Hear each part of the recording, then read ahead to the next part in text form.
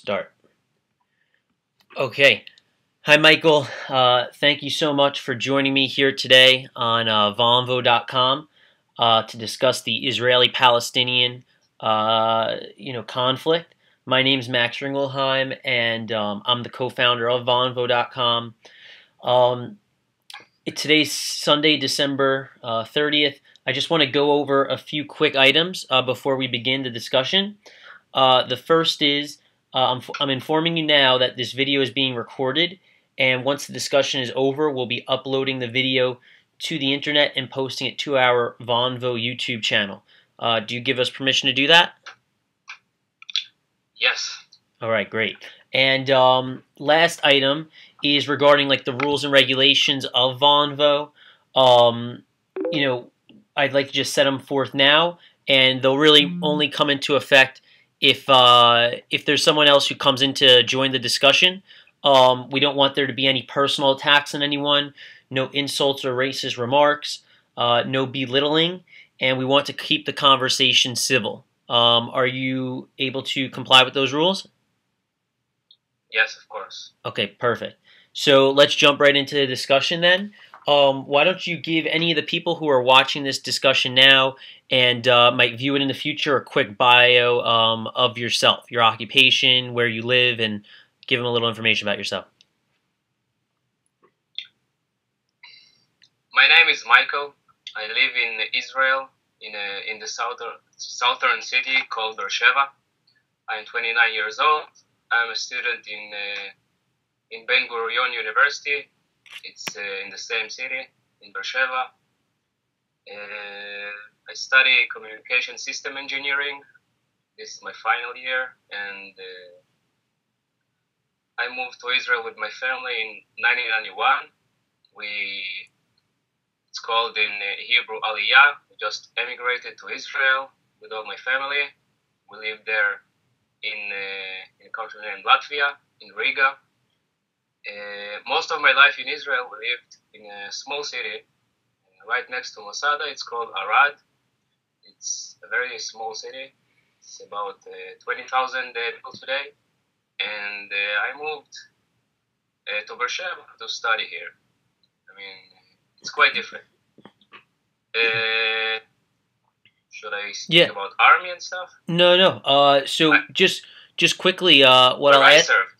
Yeah. Okay. Cool. What I was going to ask you next is how did you get so involved or passionate in this, Israeli-Palestinian conflict? Was there a particular moment in your life that began to make you so involved in the conflict?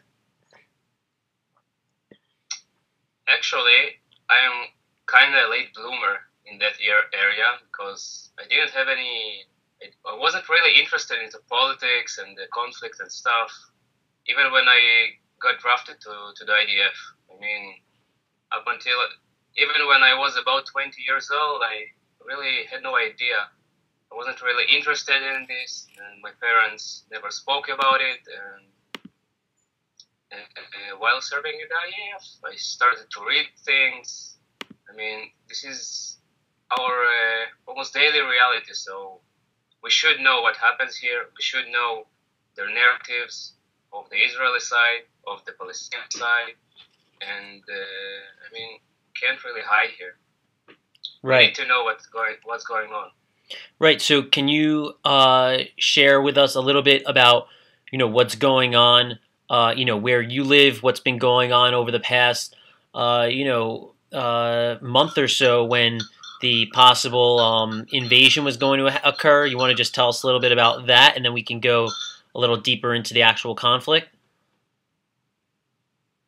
Yeah, well, I can say that we didn't have much, before Pillar of Defense, it was quite, we can say it was quiet here because they shot mostly rockets at closer cities to the Gaza border.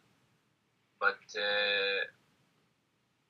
after the operation started, and rumors, and they always mention that ground forces will come into Gaza. It almost made the city to get much more empty than it's usually. For example, in the big shopping centers, I mean, most of the shops were closed. The parking lots were almost empty. When most of the time they are quite full. You have tons of rockets fired at Beersheba because I think we had like 80 or 60 or something like that. And I mean, to people with families, it's quite a problem because you can't sleep. You have children who are worried, and those rockets sometimes do hit. I mean, without Iron Dome, which I can post a video that I shot, without the Iron Dome, it's probably gonna be. It's probably would have been much worse in casualties and even I believe the retaliation of the IDF would be much more stronger. Right.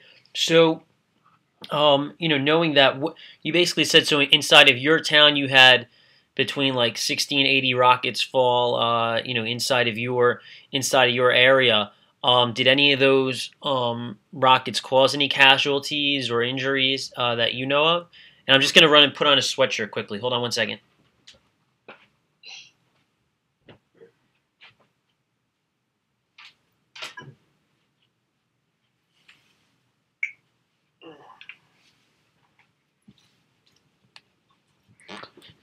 Yeah, so did you get that question, Michael? Yeah, I got the question. To tell you the truth, I know there were injuries, but I don't remember who died or not. I mean, most of the rockets were intercepted by the Iron Dome, but I remember there were casualties in a city like 30 kilometers from here, not in Beersheba. Right. In Kiryat Malachi, I think 3 people died. Right. Were killed. So in terms of the actual Israeli-Palestinian conflict, what do you think, from your end, where did you immigrate from, by the way? I immigrated from Latvia. Latvia. Former USSR. Gotcha. And, what, from your time being there and then being in the IDF, what have you heard and what do you believe to be, some of the root causes of this conflict? Well, in my opinion, the root cause is just the Jewish presence here. I mean, most Muslims, not all of course, but many of them see the land of Israel, I mean the modern land of Israel, as Muslim land. And Jews, most of them at least, were living in exile, they were throughout the other countries, and they started to come here in the late 18th century. Locals didn't really like that because it was so-called their land, and throughout the years, more Jews came because of persecution, wars, conflicts, whatever, and it was virtually built like a conflict here, since no sharing was accepted by the Arab side. The conflict exploded in 1948 after the proposition plan by the United Nations, and then Israel was established, and we have a low-scale conflict ever since. Right. So I wanted to ask you, in terms of the Israeli occupation of the West Bank and Gaza, and having IDF soldiers inside those lands, do you think that there are certain flaws in the system of allowing Palestinians to live freely in those lands? What's your sense of how Palestinians are able to live in both of those areas? What their living conditions are like? What their conditions are like? Right. How should they be? Right. No, I didn't get the question. I mean. Yeah. Do you think that a lot of Palestinians would say that their living conditions are unfair inside of both the West Bank and Gaza? They don't live freely, and they feel like they're being occupied. What do you think when someone says that to you? Well, I can quite agree with him because we are in a low-scale conflict. In a conflict which Israel is, we can say, the stronger side by military measures. But the problem is that Palestinians will always feel that way because they see as Israel as something illegitimate because they're taught by their governments. And yes, we can say that Palestinians live in worse conditions than Israelis, but I don't think anyone in the world can say that conditions are as horrible as in Africa or other countries like Haiti after the earthquake. There is no starvation as far as I know. I've been to Gaza Strip as a soldier, and most of the people live. They're not in a modern country and with a good economy, but they live quite well. They have cars, they have cell phones, they have houses. I mean, this is a conflict zone, at least most of it, and you can't live perfectly in a constant conflict for like at least 64 years. So do you think though that if you compare do you think that continue. yeah, do you think that although they may not live their conditions may not be as bad as, let's say, certain countries in Africa, do you think that it is right? Do you think it gives Israel any justification to not allow average normal regular citizens to live normally? Do you think there's any justification for that? So, for example, like last weekend, we had a Palestinian on Vonvo who lives in the West Bank, and he shared with us that he hasn't been able to visit Jerusalem for over 11 years because the Israeli government just doesn't allow him to travel freely. He doesn't have the right identification because he won't be granted it, and the checkpoints don't allow him to. Do you think that that's fair for that individual to be, subjected to those living conditions? Well, first of all, we have to make a clear distinction. We have Israeli citizens, which do have an ID, and Palestinians who don't have it. In West Bank, in Gaza Strip, those who don't have our ID, we're not obliged to give them anything. I mean, we as Israel, we don't have to give them any medical treatment.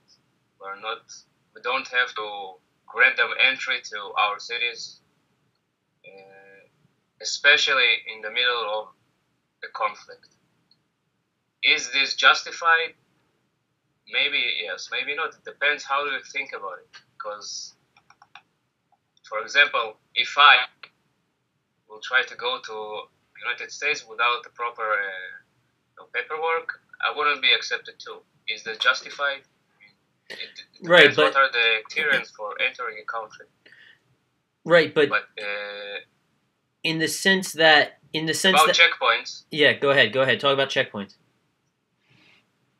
the checkpoints thing. There are no checkpoints, for example, inside Gaza because we are out of there. There are only borders. In my opinion, we shouldn't have any checkpoints inside A and B areas in West Bank. About C areas, it's a bit different because we have quite a big Jewish population there. But in A and B areas, I think Palestinians should be moving as freely as they want. It's not our business to be there. I mean, at least when there is no real, operation or something like that. We shouldn't be there. It doesn't help us at all if we prohibit from a person to go from Nablus to Hebron or whatever. C areas is a bit more problematic thanks to Oslo Accords. We have citizens there, and I think the checkpoints would stay there, just something like similar to Gaza Strip. Right. So, I mean, the thing that I was going to bring up before, though, is, in terms of, like, you wanting to come to the United States, if you applied for the right documentation to do so, one would think that it wouldn't take 11 years for you to enter into America. And this Palestinian who lives, not even 20 miles away from Jerusalem, and he's being denied by the Israeli government the proper paperwork or identification to just travel there, regularly, let's say to visit family or something. And the fact that families are being separated by this and by these strict, ID identification limits. I mean, don't you think that these sorts of issues should be resolved, and regular, normal 25-year-old kids, such as the Palestinian who appeared on Vonvo last weekend, should be able to go and visit his family, and he shouldn't have to wait 11 years just to try and get the right paperwork to travel 20 miles into Jerusalem? I do agree there is a big bureaucracy problem in Israel. It shouldn't take 11 years to get a response or get an acceptance to enter Israel for, a normal citizen. The problem is that we're in quite problematic situation because Israel, our security forces try to somehow defend, prevent terror attacks and activists, and many times it falls under the radar, and regular people who don't want to do anything suffering from it.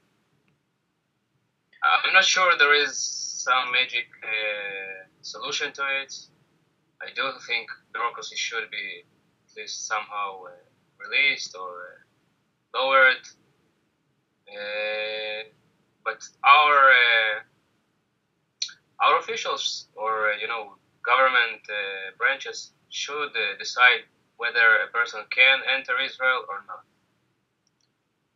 Right. And so, do you think that right now the Israeli government is taking the proper steps in this bureaucracy? I mean, you want to think that if for 11 years this individual hasn't been able to go into Jerusalem, then that means for the past 11 years, time's been wasted and no actions have been taken to allow this individual to travel more freely.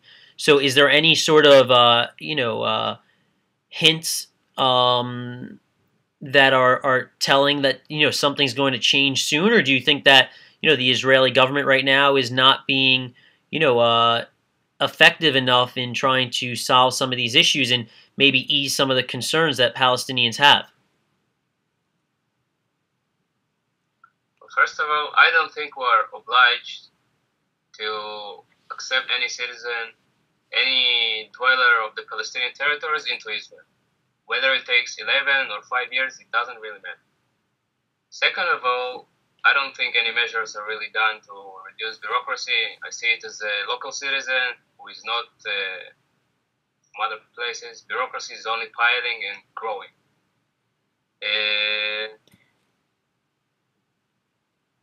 Okay. I don't think anything will happen here. Right. Anytime soon.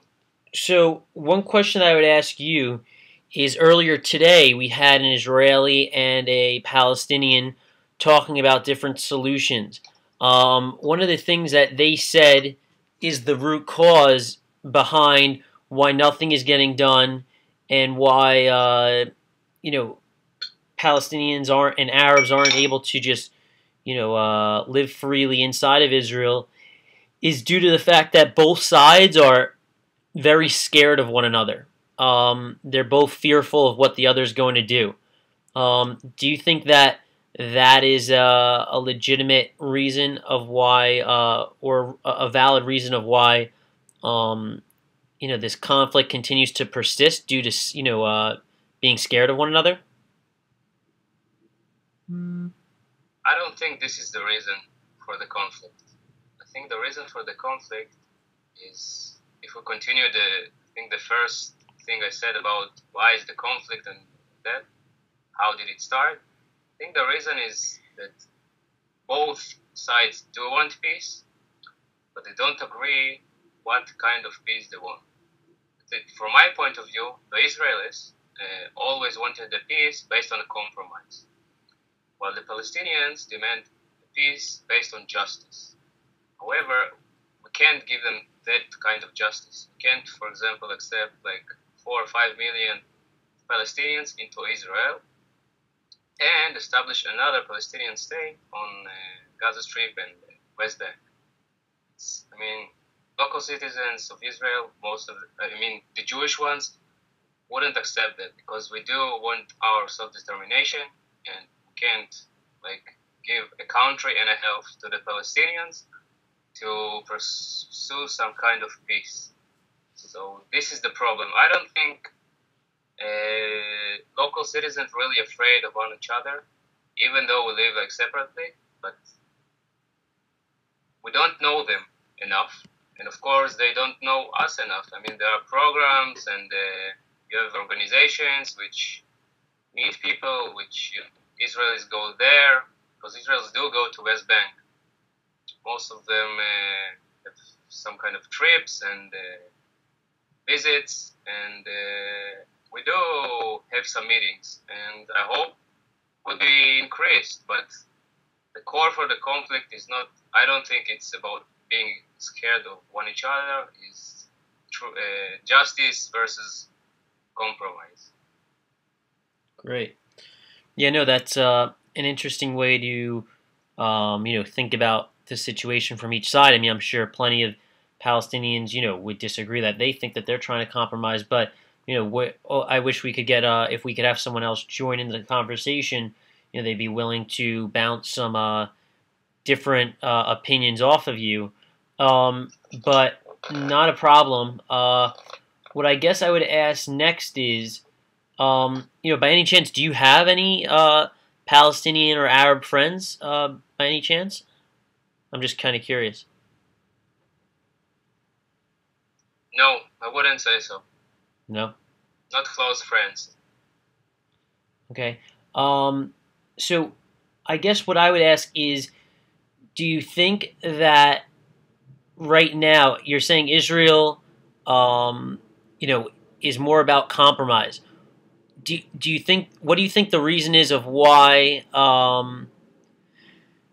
Israel cannot come up with a compromise to work on a peace solution with the Palestinian people? Because you speak with different Palestinians on Vonvo, and they say that they're tired of this conflict and they want to go away and they're ready for peace.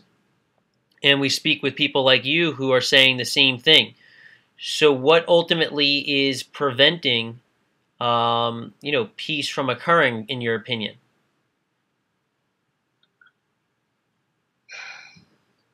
Our compromise, the Israeli one, is peace based on something like 1967 borders.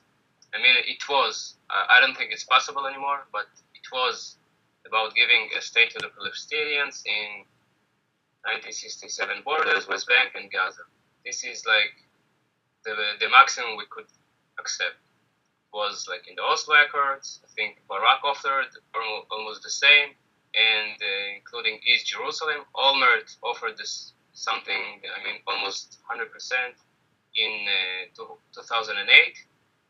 But I think the Palestinian leaders wanted more. They wanted right of return. And right of return is no way compromise for Jewish citizens of Israel. This is a direct threat on their sense of self-determination. It will change the way Israel is going to be in the future, because it will be like 50-50 in population percentages between Jews and Palestinian Arabs. That means it's not a compromise. It's like a population change, whatever you call it. One thing I would ask you though is so you talk about right of return. People such as yourself, you immigrated from Latvia, you said, and you came and settled inside of Israel perfectly, and you're living a very normal life. We had yesterday a Palestinian who lives in Jordan, and his family, has had to live in Jordan now for a few generations because, his family was removed from his original village. Um, he would like to return. He would like to just, whether you want to call it return home to his original village or just immigrate back to Israel, he's not able to do that. So once again, going back to that point, do you think it's fair that this, and this was a 20-year-old Jordanian Palestinian, do you think it's fair that you're living perfectly normal and you immigrated from Latvia, but yet Israel's restrictions on Arabs coming back into the country doesn't seem to be very much justified? Do you see an issue with that? I don't see no issue in that because our immigration policies are our only. We decide how will they be. We will decide just like any other Western democracy who can enter Israel, who can live here, who can get a citizenship. And it's quite sad, but when you have conflicts and you have wars, the results of it are many times are quite problematic, and you can't take them back. I mean, right? 1947. I think a lot of people would agree with it. It's very problematic. And the person you mentioned probably will not get his dream back. Just like Germans, for example, after the World War II, they were all kicked from throughout Europe back to Germany, and they still didn't get any right of return, any compensation, because this is war. I mean, it's brutal, it's evil, and you have lots of horrors, and people suffer and lose their property, and sometimes they're moved from region to another, but not all things can be taken back. And the Arab leaders, when they started the war, they always talked about how big the massacre is going to be and they will win us, but it turned out to be the opposite, and they lost it. And when you lose a war, you can't turn back time. Right. So you need to accept it. No, and I think you're making your points very clear.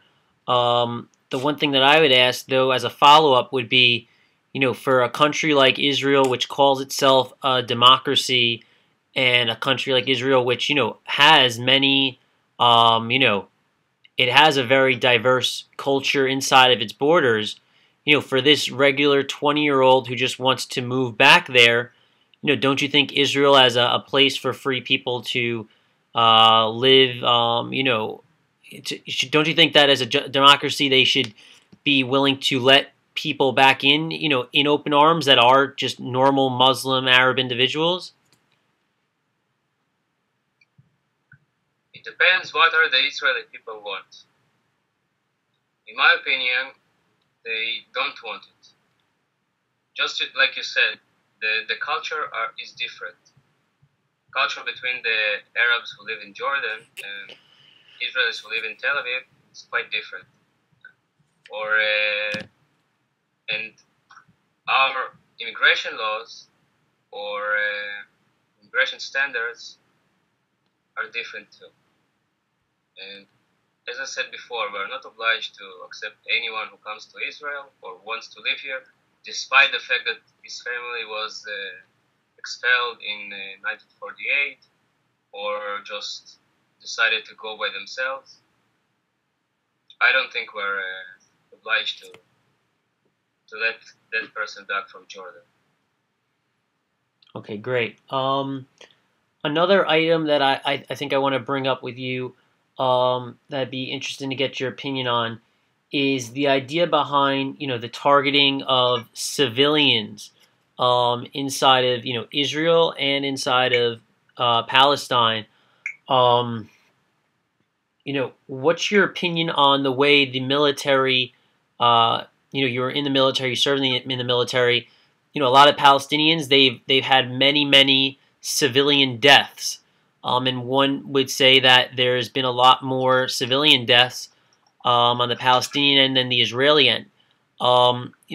What's your opinion on how that has been handled?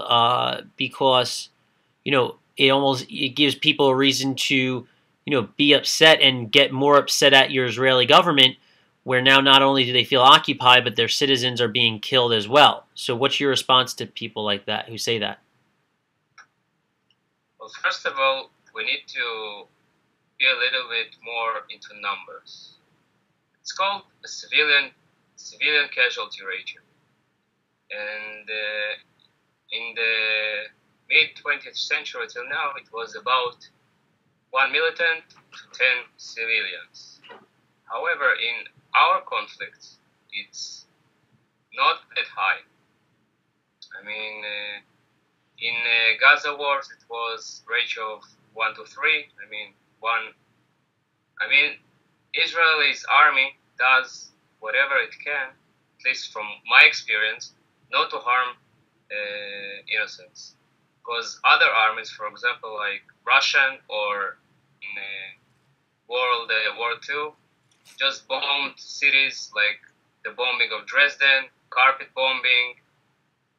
Not a single soldier was going by foot to catch some terrorist or a factory for producing rockets. We have lots of Israeli soldiers who die because they go by foot. I have quite a few friends who died that way. And we could just, use some artillery and wipe out a building or a neighborhood, just like other countries do in Afghanistan, in Kosovo, in World War II, for example, now in Syria. And yeah, the casualty ratio is quite high if you compare Israel to Palestinians, because we're more advanced in military technology, and we're capable to produce more damage. However, Israel is quite restrained.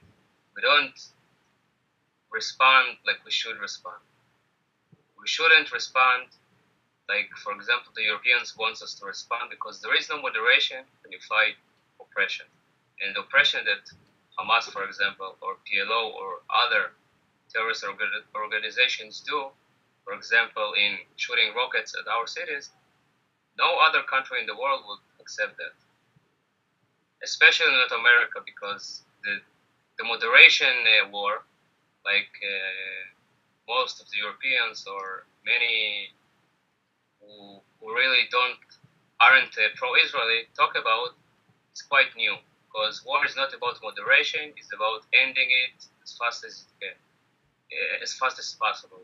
And we see, like in the conflict with, for example, with Hamas, that it lasts much longer, and they always get more ammunition, and IDF never finishes the job, and it only lasts longer. More people are harmed, more infrastructure every time is damaged, and I don't think no side really has any profits from it.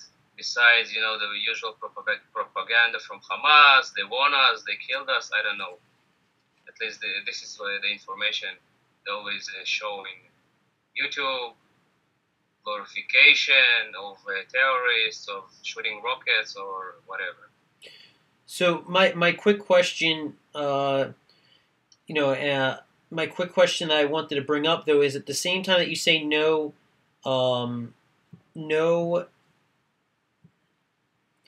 country would accept getting fired upon with rockets. At the same time, do you think most countries, looking at it from the Palestinian point of view, do you think that most countries and most peoples would never accept, though, also being like occupied and restrained and restricted in certain actions that they can perform, like within their own territories? Like so, for example, if America went into Mexico or Canada and occupied the city of Toronto, you would think that the government of Toronto would want to react, wouldn't you? So do you see any sort of, justification on the Palestinian end where it's like, yeah, Israel shouldn't accept any rockets coming into their lands, that makes sense. But should we be accepting them occupying us and making us go through checkpoints when there's plenty of normal civilians that are having to deal with these things? First of all, you make not a very good analogy because there is not a single soldier in Gaza Strip. And Gaza Strip is not occupied by IDF. It has a blockade around it, a legal blockade approved by the United Nations. And after the disengagement in 2005, I think it was like a year before any kind of blockade was started, to reduce rocket fire of Hamas, weapon smuggling. So then they just shoot rockets and expect a sovereign, modern country to do nothing. I mean, if cities close to Toronto or some other Canadian city from the American side of the border would get hit by rockets, I don't think America would wait much. I don't think any blockade would be put on Toronto or any other city around the border. Military troops would go in, do the job, go out. Would they wait for years to somehow miraculously to end the rocket fire, the threat fire on innocent Israeli citizens? I don't think so. But unfortunately, our government does that, and it hurts both citizens, both the Arabs, the Arab-Palestinian Arab, and the Israelis, because they shoot our citizens. Because most of the rockets, and not most, I think almost all of them, are shot directly at citizens in cities, for example, like Beersheba, and suicide bombings were made mostly in the centers of cities too, cafes, restaurants, malls, whatever. But it's not the way it goes the opposite. I mean, IDF, at least from my experience and from what we see in the news, doesn't shoot indiscriminately. The targets are mostly those who are involved in terror, buildings who are involved in terror, and the use of Palestinian innocent people as human shields does makes the civilian casualty rate to be more towards the civilians instead of the terrorists. Great. No, it's. Thank you so much for sharing how sharing your opinion on how you look at this conflict. What I was going to ask next is, what do you see as some of the solutions that can be put can be implemented? What do you think are some of the next steps that need to occur in either furthering this conflict or resolving it? What things do you think have to change? Well, first of all, I don't believe in magic solutions because that conflict is quite long, and for example, some kind of paperwork that will be signed by 2-3 leaders will not bring any peace. What does have to happen are a few steps. First step, which is supposed to be by both sides, especially the Palestinian one, because they act quite, can say, in deception, because they speak in dual languages. They speak about peace when they speak to Israelis or Westerners, but they don't speak the same way when they speak to local citizens of their regimes or to Arab countries. So that incitement must stop, because you can't really go towards peace when the authorities always tell people that they will get back to Israel. Jews don't belong here. Israel is theirs. It's just occupied. And of course, Israel has to fight its radicals too. For example, at least from what I believe, with Michael Ben-Ari, I find him quite radical, just like Kahane. That kind of stuff, we don't need it. It doesn't help. go towards more peaceful times. And this is the first step: fight the radicals, and the radicals are in control in the Palestinian side. So until I think the Palestinians themselves wouldn't want to overthrow them somehow, I don't see how that incitement will end.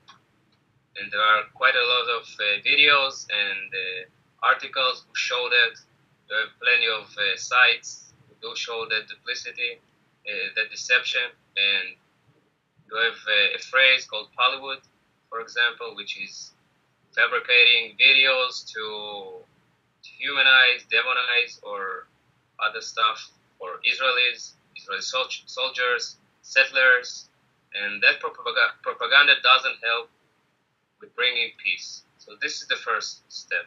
Then, after that step, which is probably going to take a while, since, just like I said, there are no magic tricks. After that step, Okay. I think Palestinians should decide what they want. Maybe even before the first step. Because if they want to continue the same way like it was till now, and to pursue the peace based on justice, which Jews can't give them, I don't think much can change.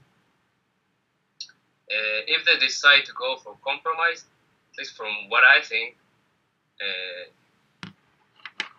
there will be some kind of a triple state solution.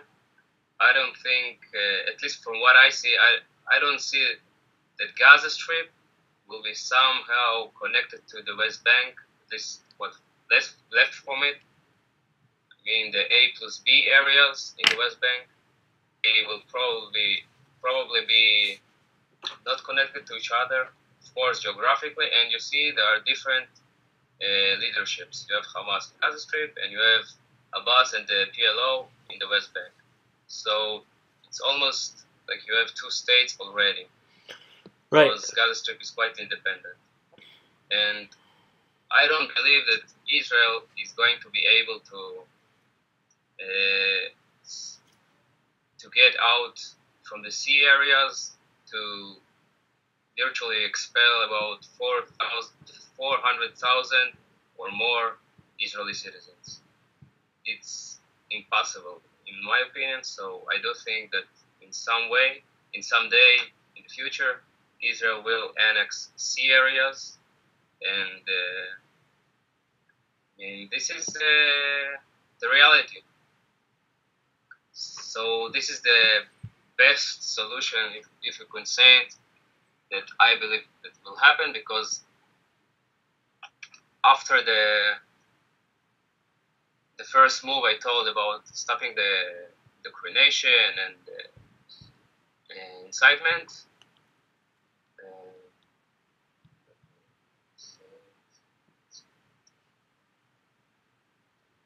I lost my That's mind. it. That's okay. No problem. Just quickly, what I was going to ask you is, you refer to this Zone C area as a little more complicated. Is that the area right near Jerusalem? Is that correct? No, it's not the area. It's What's Zone C refer to? Zone C is quite big. In Oslo Accords, the West Bank was divided into three areas: A, B, and C. A is full civil and security control by Palestinian Authority. It's about 3% of the West Bank. B is Palestinian civil control, and joint Israel-Palestinian security control is about 25%. And C is full control by Israel, except over Palestinian citizens. It's about 72% of the West Bank. There are no Israelis, as far as I know, in A and B areas. So, and about more than 300,000 Israelis live in C areas. So this is the area I meant when I said that probably would be annexed. Right. And Yeah, and so do you think that more? You talk about certain areas being patrolled by Palestinian authorities. Like, does more um, does more of the burden, do you think, need to be put towards training more Palestinian people to protect their own lands and protect their own zones? Do you think like Israel should continue to have a stake in occupying and protecting or defending those territories? Which territories do you refer? I think from based on what you just said, it would be B and C. Well, I think I said it in the beginning of our conversation that I don't think IDF should be in B or A areas at all. At all. Should What at all. what's the We reason for don't that? need to be there What's the reason for that you think it shouldn't be there at all? because Jews don't live there and Israeli citizens don't live there, Okay. and we shouldn't be there too. It should be free zone for Palestinians. I mean, it's probably what's gonna be part of Palestine for sure at least. Sea areas is I think there are about 50,000 Palestinians who live there. And if Israel will someday annex them, they should be given all full rights, just like myself, for example, or any other Israeli citizen. And they should be ruled just like any other area in Israel. And we should live any area of the A and B territories. We don't have to be there. It doesn't help us to fight terror if we stop a person from going to Hebron to some other place in A and B areas because it's their territory and they will stay there. We're not going to expel them to somewhere. And Okay. I think Netanyahu quite did it I think in the past years, most of the checkpoints were closed. There are still some of them, but most of them were removed, at least compared to what it was like 10 years ago. Okay, great. My last question I would ask you, Michael, would be what would be your message to the world for anyone who watches this video that you think they should know about? About Israel? About this entire conflict. What do you think people need to know about this conflict and that you'd like to share with them? Well, in my opinion, people should know that there is a big amount of hypocrisy. I refer mostly to Palestinian leadership, not the Hamas one, because they really say what they mean. They say that they will attack us, butcher us, whatever. They do it.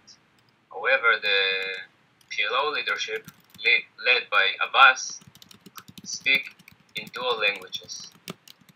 They use deception as a very good tool. They do it very successfully because they use the words justice, equality, apartheid, whatever. Their propaganda is quite good. That doesn't promote any peace. It will not help Palestinians to get peace. It only ruins any chances for Israeli citizens and Palestinians to somehow let go of the past and look for a better future. And that hypocrisy, that deception and incitement and planting hate into hearts of little children, as many people see, for example, is wrong. This is the obstacle for peace, because the land swaps and stuff like that is quite technical. I mean, when people really will want to have peace between them, not between leaders, between people, it's gonna be solved. I mean, some kilometers there or here, there is enough land here. But when people don't want real peace, they want different things. That's just not gonna happen anytime soon. So this is the message: fight extremism, fight the deception, fight indoctrination. Whether you are on Facebook, whether you're in reality, in the real world, when you speak with people. And of course, you should all read it. You should read facts. You should see how people behave from both sides, how the leaderships behave, what do they tell to the local citizens they control, how do they speak in the United Nations or other places. Just don't fall into fixation that only one side is wrong or only one side is right. Be judge the situation by what you see and read a lot. Great. That's it. Great. Thank you so much. I guess the last quick question I'd ask you is, do you think a platform such as Vonvo, where unfortunately I didn't have any Palestinians to speak with you today, but if we were to have some, we've been matching Israelis and Palestinians up, on Vonvo to have these sorts of discussions, do you think that, providing this sort of platform for both sides to be speaking on and engaging in a dialogue would be, better steps than, let's say, trying to work through the bureaucracy in Israel that you referred to before? I think that's the obvious question is, of course, yes, because peace should be done between people, and even if we don't sit like one near each other and we have a conversation, even if we speak about like difficult subjects, it does help. We don't need to see each other. We don't need to speak, and it does help. Okay, great. Michael, thank you so much for your help and for coming on to Vonvo and sharing your opinion. We truly appreciate it. And, I want to thank you for your time. I know you have to run shortly anyway. So thank you for coming on, and we'll speak to you soon. Okay, I'll be in touch.